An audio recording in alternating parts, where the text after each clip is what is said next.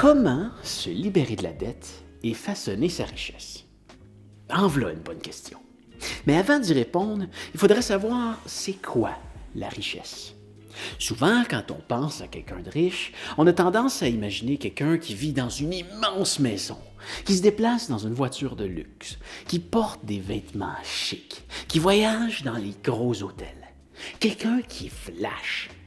Le truc, c'est que souvent, ces gens-là sont loin d'être riches. Ils sont juste endettés. On calcule la valeur nette d'une personne au total de ses actifs, ce qu'elle possède, moins son passif, ce qu'elle doit.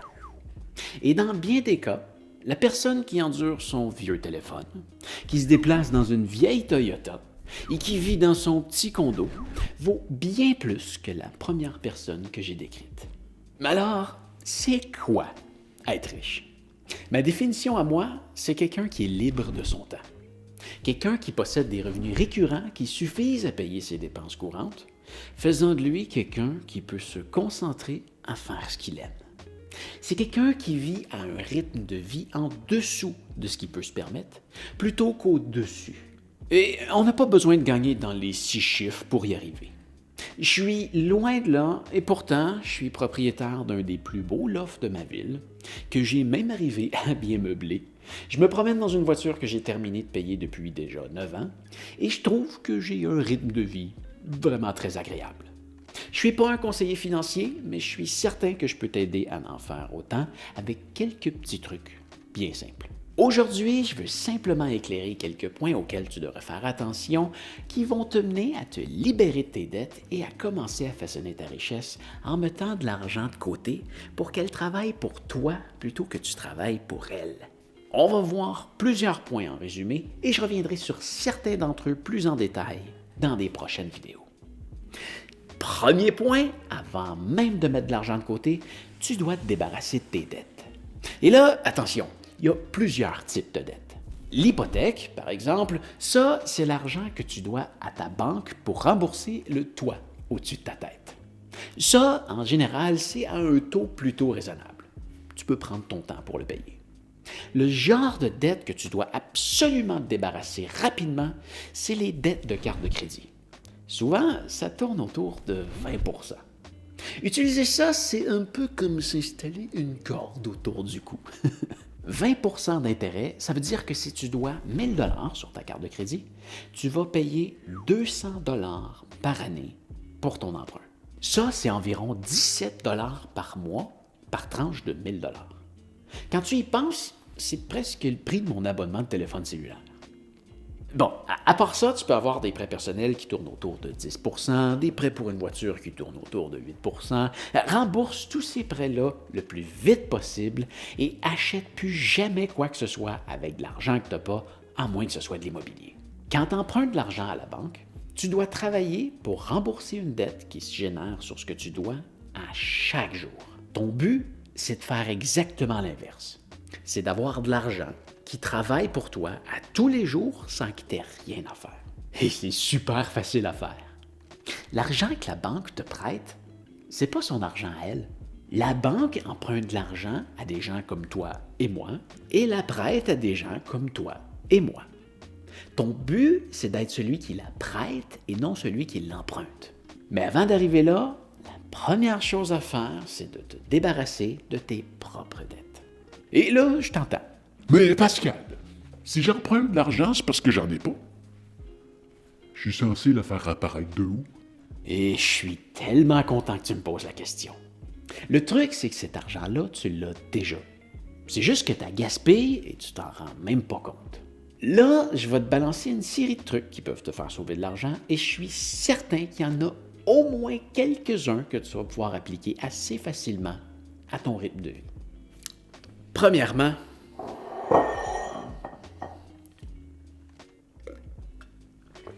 bois de l'eau. C'est le meilleur breuvage pour ta santé et c'est gratuit.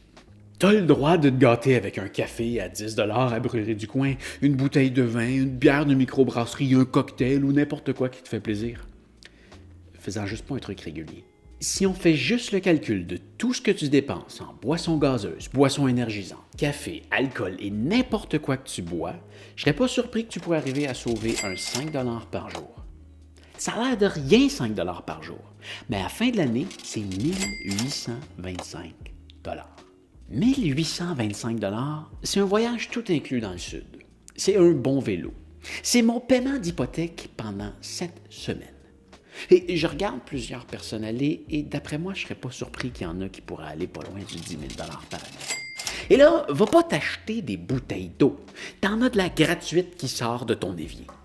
Un Brita pour la filtrer, ça coûte 30 et une bouteille réutilisable comme ça coûte autour de 20 Une Nalgene, c'est pratiquement indestructible. Celle-là, ça fait 10 ans que je l'utilise. Tu peux te permettre ce petit investissement. Je viens de te faire sauver presque 2000 par année. Et je vais te laisser des liens dans la description si jamais tu veux t'acheter une Nalgene et un filtre Brita. Deuxième point, fais-toi à manger. Les restaurants, surtout avec les hausses de prix qu'on a vues dans les dernières années, c'est rendu n'importe quoi. Encore là, tu as le droit de te gâter. Personnellement, ça me fait plaisir de payer 125 pour aller manger dans un bon restaurant qui va me faire passer un beau moment que je vais me rappeler longtemps. Mais payer 25 pour un sandwich avec une petite salade et un biscuit que j'aurais très bien pu me faire à la maison avec des ingrédients de qualité pour le quart du prix, c'est n'importe quoi. Imagine, si tu fais juste te payer un petit quelque chose à 15 au restaurant à côté de ton travail à tous les jours, alors que tu aurais pu te préparer une boîte à lunch qui t'aurait coûté 5 tu économises 10 par jour que tu travailles. C'est 50 par semaine, c'est 2600 par année. Et là, je compte pas les autres restos que tu visites au cours de l'année. Ou encore pire, les Uber Eats et les DoorDash de ce monde. Ça, pour vrai, c'est juste stupide. À quel point tu peux être lâche pour acheter un repas de restaurant qui est déjà dispendieux à la base et d'ensuite gonfler son prix encore plus pour payer la commission de la plateforme, en plus de payer un frais de livraison et un pourboire au livreur, sans compter les taxes sur le total et tout ça pour manger de la cochonnerie. Come on! Pour vrai, je comprends même pas comment c'est possible qu'il y ait du monde qui commande là-dessus. Écoute, je cuisine pas beaucoup moi-même, mais je mange bien et ça me coûte pas très cher. J'ai un service de repas tout fait à côté de chez moi qui me coûte 5,5 $ par portion. Tout ce qui me reste à faire, c'est de le réchauffer au four. J'ai pas de four micro-ondes, je trouve ça dégueulasse. Je m'achète des fruits et des légumes pour accompagner tout ça et pour mes collations. Je mange aussi des chips et des jujubes. J'ai aussi de la viande, du saumon fumé, des crevettes dans mon congélateur. Et quand je sais pas quoi manger, c'est pas très long à préparer. Il faut juste que je pense à le sortir du congélateur quelques heures avant. C'est santé, c'est très abordable, ça se conserve longtemps. À la limite, tu peux t'acheter une boîte de croquettes de poulet. Avec ça, tu vas manger le même genre de cochonnerie que DoorDash t'aurait livré pour un 10e du prix et le temps de cuisson est pas plus long que le délai de livraison. J'ai des soupes ramen aussi, hein? Ça coûte 2 $. Tu rajoutes quelques légumes dedans avec un œuf pour compléter, ça fait la job. Mais vraiment, fais attention à ce que tu manges. Je comprends pas qu'il y a du monde qui sont prêts à payer 30 $ pour se faire livrer un trio froid de chez McDo, quand tu peux juste te faire décongeler un saumon fumé qui t'a coûté le tiers du prix. Troisième point, les vêtements. Et là, faites-en pas, je suis pas en train de te dire d'aller magasiner du linge dans une friperie ou dans un magasin de surplus où il reste juste les restants que le monde veut pas. Quoique ça pourrait être une belle façon d'économiser et je suis certain que tu pourrais quand même trouver des beaux morceaux. Mais si tu veux t'acheter des vêtements qui coûtent cher, j'ai vraiment rien contre ça. Je pourrais m'acheter du linge vraiment moins dispendieux, mais j'ai des goûts de luxe et j'aime acheter de la qualité. J'aime des morceaux qui sont beaux, qui sont performants et que je suis fier de porter. Mais par pitié, t'as pas besoin de renouveler ta garde-robe à toutes les saisons. Ton linge de l'année passée, il devrait te faire encore. Comme j'ai acheté des vêtements que je suis fier de porter, je suis content de les garder pendant des années, jusqu'à ce qu'ils commencent à faire dur. Rendu là, ça devient soit des vêtements pour faire des travaux salissants, ou ça s'en va à l'éco-centre pour être recyclé. Je m'achète des paires de bas en laine de merino à 25 à 60 $ la paire. et je les garde jusqu'à temps qu'ils soient troués. Et parfois même un peu plus longtemps. Mes boxers m'ont coûté 25 $ l'unité. J'en ai acheté une vingtaine. C'est les mêmes que j'ai depuis environ 10 ans. Ils sont encore comme neufs. Je pense qu'ils sont bons pour un autre 10 ans. J'achète que très rarement des nouveaux chandails, seulement quand ils sont dus. Mes vêtements d'hiver, ça dure une éternité. Et j'ai jamais le goût de les changer parce que je me suis payé des bons morceaux de qualité. La seule chose que je peux changer sur une base régulière, c'est mes souliers. Je marche énormément, alors ça peut s'user rapidement, et la santé de mes pieds, c'est important. Bref, arrête de gaspiller de l'argent dans les vêtements si t'en as pas besoin. 4e point, évite le bon marché. Une erreur que je vois beaucoup trop souvent, c'est le monde qui ont les yeux rivés sur le prix. Regarde plutôt le coût. Disons que tu as le choix entre des pneus d'entrée de gamme à 400 $ ou des pneus de bonne qualité au triple du prix, 1200 $. La plupart des gens vont prendre les pneus à 400 $ parce qu'ils pensent que ça coûte moins cher. Grave erreur! Disons que tu aurais pu rouler 6 ans avec les pneus de bonne qualité, alors que tu en fais seulement 2 avec les pneus d'entrée de gamme. Ah, tu peux te dire que ça revient au même prix, mais non. Parce que non seulement sur une période de 6 ans, tu dois te payer une installation de plus, mais en plus, tu te ramasses avec des pneus moins performants, plus bruyants, moins sécuritaires et plus glissants. Bref, au final, sur le long terme, tu te ramasses avec une cochonnerie qui te coûte plus cher que le produit de meilleure qualité. C'est quand même assez stupide, non? La prochaine fois que tu achètes quelque chose, souviens-toi de ce dicton.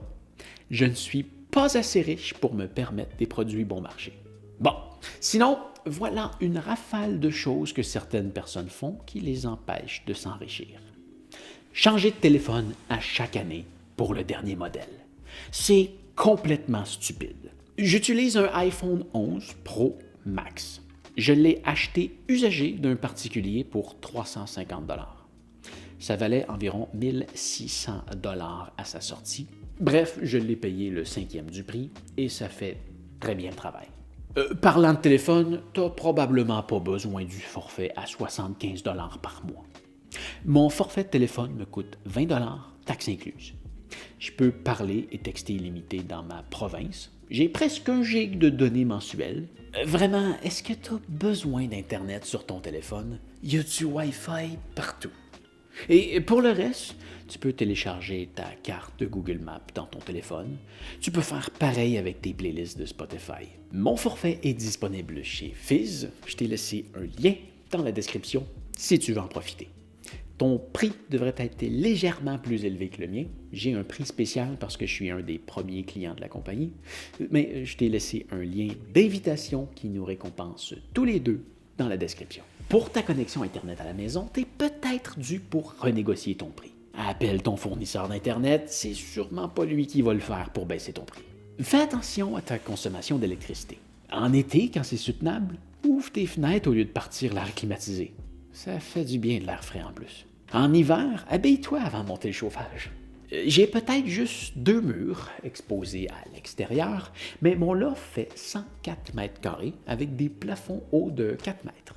L'électricité est ma seule source d'énergie et mon coût total d'Hydro-Québec est seulement de 645 $ par année pour 7400 kWh. Prends une marche pour te déplacer dans ton quartier. C'est bon pour ta santé et ça coûte moins cher que de prendre ta voiture ou le transport en commun. Bon, si tu fumes, j'ai pas besoin de te rappeler que c'est vraiment une très grosse dépense. Je t'encourage très fortement d'arrêter. Ta santé physique va te remercier tout autant que ta santé financière. J'ai un voisin qui m'a dit dernièrement que son paquet de cigarettes était rendu à 17 $. Et il en fume un par jour. C'est 6200 $ par année, littéralement parti en fumée. Quand tu es sur le point de faire un achat important, attends juste 1 mois pour voir si tu en ressens encore le besoin de l'acheter. Des fois, c'est juste une bulle qui te passe par la tête et tu fais un gros achat qui te sert une seule semaine. Bref, je pourrais continuer comme ça vraiment longtemps, mais fais juste réfléchir à toutes les dépenses que tu fais et demande-toi si tu en as vraiment besoin. Il y a sûrement plusieurs dépenses que tu fais qui peuvent te sembler anodines quand tu les prends comme ça une par une, mais dans l'ensemble, quand tu les accumules et surtout quand tu les répètes régulièrement, à la fin de l'année, ça fait une grosse quantité d'argent que tu gaspilles. 5e point, fais-toi une feuille de tes revenus versus tes dépenses. En fait, t'es chanceux. Je t'en ai déjà fait une. Tu peux aller la chercher avec les liens dans la description. Il te reste juste à la remplir.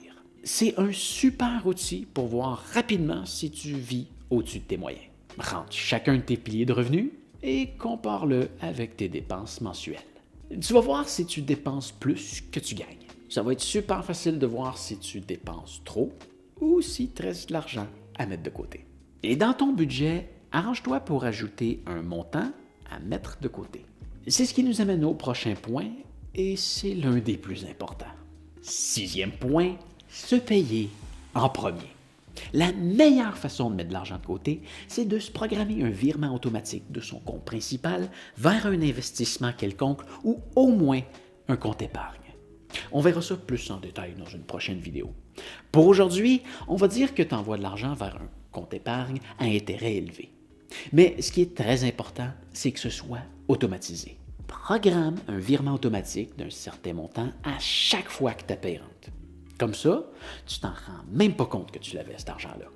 Elle est parti instantanément vers un autre compte auquel tu te refuses l'accès parce qu'il est entièrement dédié à faire des investissements. Si tu n'as pas d'argent de lousse pour le faire, commence au moins à essayer de glisser un petit 10 $ par semaine dedans.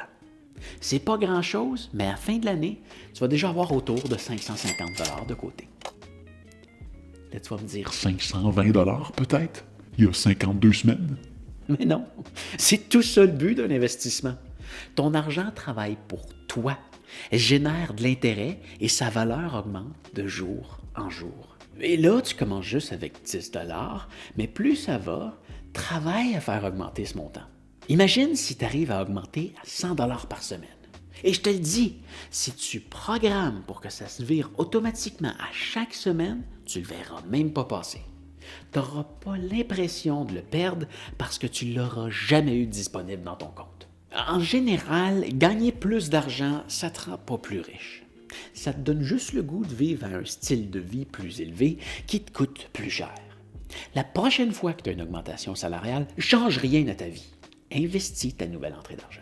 Il y a tout plein de façons de faire travailler son argent et on va voir ça dans une prochaine vidéo.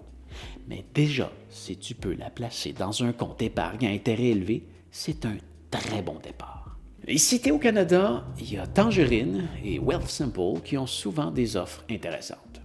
J'utilise personnellement les deux services.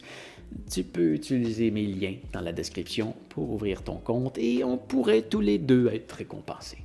7e point, comprendre la fiscalité. Une autre chose importante, c'est de s'éduquer un minimum sur la fiscalité ou l'impôt. Je vais rentrer là-dedans beaucoup plus en détail dans une prochaine vidéo, mais il y a tout plein d'avantages à apprendre plus sur le sujet. Tu peux légalement prendre des décisions qui peuvent te faire payer moins d'impôts et peut-être même te faire profiter de certains crédits. Au Canada, il y a l'importance de bien comprendre la différence entre un CELI, un REER et un CELIAP. Encore là, on va tout voir ça dans une prochaine vidéo. Mais en attendant, tu peux aller voir ton conseiller financier à ton institution financière pour lui demander conseil. Ou tu peux également en parler à ton comptable qui s'occupe de tes impôts. Si tu n'as pas personne qui fait ça pour toi déjà, c'est peut-être le temps d'engager quelqu'un pour le faire. Généralement, ça coûte quelque chose, mais si tu en engages un bon, il peut te faire sauver plus d'argent qu'il t'en coûte. Et engage-le pas juste pour qu'il travaille pour toi. Sois curieux et pose-lui des questions. Aussi, j'entends souvent qu'il y a des employeurs qui offrent de surenchérir les cotisations que tu fais dans un fonds commun si tu y participes. C'est-à-dire, par exemple, que si tu mets 50 $ dans leur fonds commun, ils vont surenchérir de 25 $. Mais que si tu mets rien, eux non plus ne mettront rien. Et il y a plein de gens qui le font pas. Mais pourquoi?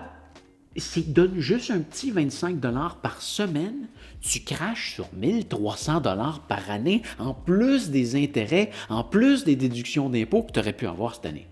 C'est littéralement de l'argent gratuit. Il n'y a aucune bonne raison de s'en priver. 8e point, se faire un coussin. Ça, c'est un point super important. Tu te souviens au début, je t'ai dit de ne jamais utiliser ou emprunter de l'argent que tu n'avais pas. Et après ça, je t'ai dit que tu n'étais pas assez riche pour te permettre des produits bon marché. Donc, comment est-ce que tu vas faire pour te payer ta prochaine paire de bottes à 500 $ que tu vas garder 10 ans au lieu de la cochonnerie à 80 $ que tu vas changer l'hiver prochain? C'est en te faisant un coussin. Si tu mets de l'argent de côté, tu n'auras plus besoin d'emprunter, tu vas déjà l'avoir, l'argent. Et combien est-ce que tu dois avoir de côté? Un peu plus tôt, je t'ai dit de te faire une feuille de tes dépenses versus tes revenus. Ce serait bien que tu aies de l'argent pour survivre quelques mois si jamais tu perds toute source de revenus. Donc, ça dépend de ton rythme de vie. Mon coussin à moi, c'est 10 000 $. Si je descends en dessous, je me serre la ceinture et je limite au maximum mes dépenses. Si je monte en haut de 15 000 $, ça veut dire que ça va vraiment bien. J'ai le droit de me gâter. Ça veut aussi dire que je vais augmenter le montant que j'envoie dans mes investissements à chaque semaine. Ah non, je ne vais pas me mettre à dépenser plus parce que je peux. Ce qui nous amène au dernier point. 9. Ça sert à quoi d'investir? Encore là, on va voir ça plus en détail dans une prochaine vidéo, mais je peux comprendre le gros point d'interrogation dans ta face. Ça sert à quoi de mettre de l'argent de côté pour en profiter plus tard, quand tu peux en profiter maintenant? Il y a plusieurs façons de le voir. Si, par exemple, tu mets 1 000 $ de côté, en supposant que tu peux le faire fructifier de 9% par année pendant 30 ans, tu vas éventuellement finir avec un peu plus de 10 000 $ en poche. Donc, si tu mets juste 1 000 $ de côté par année pendant 30 ans, tu peux te ramasser avec 149 000 $. C'est quand même impressionnant, non? Ma stratégie à moi, c'est que l'argent que je mets de côté, je vais mourir avec. Ça a l'air con dit comme ça, hein? Mais le but de cet argent-là, c'est que ça devienne un de mes piliers de revenus. C'est-à-dire qu'un jour, je vais arrêter d'investir dedans, et comme je te disais un peu plus tôt, ton argent travaille pour toi. Donc, plutôt que de la retirer, je vais pouvoir profiter de ces revenus à chaque mois pour vivre. Ça va en quelque sorte devenir un salaire. Si on en revient à notre 1 000 $ par année pendant 30 ans, juste ça, ça peut générer un revenu annuel de 13 000 $ sans que tu aies rien à faire. Imagine, si tu mets 200 $ de côté à chaque semaine, dans 8 ans, si tout va bien, tu pourras avoir un portefeuille qui te génère le même montant à chaque semaine. Si tu le fais pendant 30 ans, ça pourrait te générer 139 000 $ par année à rien faire. Et le plus beau, c'est qu'une bonne partie de ces revenus seront à l'abri de l'impôt parce que tu vas les avoir investis dans un CELI. Du moins si tu es au Canada. Et comme le CELI est invisible aux yeux de l'impôt, oui, parce que c'est un compte épargne libre d'impôt, ce sera comme si tu étais pauvre et tu auras le droit à des crédits d'impôt pour les personnes à faible revenu. Et le plus beau là-dedans, c'est que c'est légal. Il n'y a même pas de gêne à dire ça devant le gouvernement. C'est eux-mêmes qui ont mis ça sur pied. Il faut juste avoir l'intelligence de s'en servir. Bien sûr, tout ça, c'est sur des marchés à risque en calculant que tu pourrais faire un 9% annuel. Ce qui est tout de même réaliste quand tu regardes la moyenne annuelle du S&P 500 qui est d'environ 10% depuis sa création en 1957. Mais bon, je suis conscient que ça fait quand même beaucoup pour aujourd'hui. C'est pour ça que je vais arrêter là. Mais on va quand même résumer. Ton premier devoir, c'est de rembourser tes dettes à un taux d'intérêt élevé. Ensuite, c'est de commencer à te faire un coussin en mettant de l'argent de côté à chaque semaine. Plus tu es capable de mettre de l'argent de côté, mieux c'est. Je t'ai montré tout plein de façons d'économiser de l'argent en diminuant tes dépenses. À toi de les mettre en action. Mais bon, c'est possible que tu sois dans une situation où c'est pratiquement impossible de trouver de l'argent à mettre de côté. Mais si tu pouvais juste commencer par un petit 10 $ par semaine, ce serait déjà ça. Il n'y a pas de trop petit montant pour commencer. Donc, Travaille là-dessus et n'hésite pas à me poser des questions, les commentaires sont là pour ça. On se revoit très bientôt pour parler d'intérêts. Dans la prochaine vidéo, on va bien démystifier c'est quoi des intérêts, comment ça fonctionne, comment ça fait pour générer des revenus ou comment ça fait pour t'en faire perdre. Allez, fais attention à toi et on se revoit très bientôt. Salut!